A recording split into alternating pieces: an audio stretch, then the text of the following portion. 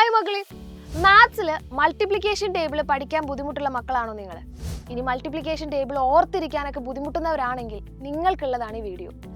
മക്കളെ, കഴിഞ്ഞ വർഷം വരെ നമുക്ക് ഒരു നമ്പറിൻ്റെ മൾട്ടിപ്ലിക്കേഷൻ ടേബിൾ മാത്രമായിരുന്നു പഠിക്കാനുണ്ടായിരുന്നത് അല്ലേ? അതായത് 1 മുതൽ 10 വരെയുള്ള ഒറ്റയക്ക സംഖ്യകളുടെ മൾട്ടിപ്ലിക്കേഷൻ ടേബിൾ ആയിരുന്നു പഠിക്കാനുണ്ടായിരുന്നത്. അടുത്ത വർഷം മുതൽ നിങ്ങൾക്ക് ഒരു ഡിജിറ്റ് മാറി 2 ഡിജിറ്റിൻ്റെയും 3 ഡിജിറ്റിൻ്റെയും 4 ഡിജിറ്റിൻ്റെയും ഒക്കെ മൾട്ടിപ്ലിക്കേഷൻ ചെയ്യാനായിട്ടുണ്ടാകും. മൾട്ടിപ്ലിക്കേഷൻ മാത്രമല്ല, ഡിവിഷൻ, ഹരണം എന്ന് പറയുന്ന ആളെ കൂടി നമ്മൾ ഡീറ്റെയിൽഡ് ആയിട്ട് അടുത്ത വർഷം പഠിക്കും. ഇതിൻ്റെ കൂടെ തന്നെ ഒരുപാട് പുതിയ മാത്സിലെ കോൺസെപ്റ്റുകളൊക്കെ തന്നെ 5ാം ക്ലാസ്സിൽ നമ്മളെ കാത്തിരിക്കുന്നുണ്ട്. അപ്പോൾ ഇതെല്ലാം തന്നെ 5ാം ക്ലാസ്സിലെ ഓരോ ചാപ്റ്ററും നമുക്ക് ഡീറ്റെയിൽഡ് ആയിട്ട് കൃത്യമായിട്ട് പഠിക്കണം എന്നുണ്ടെങ്കിൽ അതിൻ്റെ ബേസിക്സ് ആയിട്ടുള്ള 4ാം ക്ലാസ്സിലെ മാത്സ് നമുക്ക് തറവായിരിക്കണം.